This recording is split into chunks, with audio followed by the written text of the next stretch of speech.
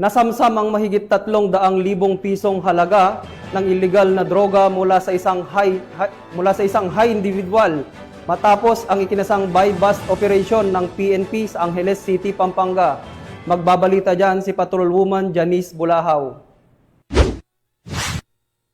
Nakumpiska ang mahigit 360,000 halaga ng ilegal na droga sa naarestong high-value individual sa buy-bust operation na isinagawa ng Angeles City Drug Enforcement Unit katuwang ang Intelligence o Drug Enforcement Unit ng Police Station 6 sa Barangay Kakutod, Angeles City. Kinilala ni Police Brigadier General Gene S. Fajardo, Pro 3 Regional Director ang suspect na si alias Lolet, 61 taong gulang na residente ng nasabing barangay.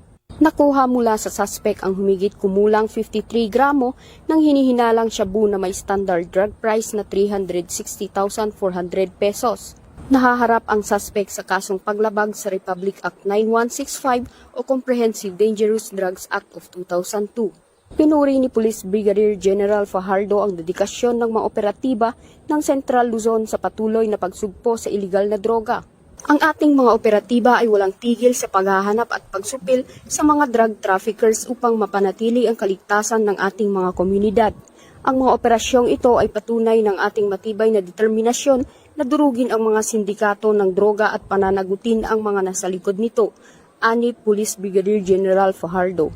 Patuloy na pinaiigting ng mga kapulisan ng Gitnang Luzon ang kanilang mga estratehikong operasyon upang maiwasan ang krimen, mapanatili ang kapayapaan at kaayusan at matiyak ang isang ligtas at mapayapang komunidad.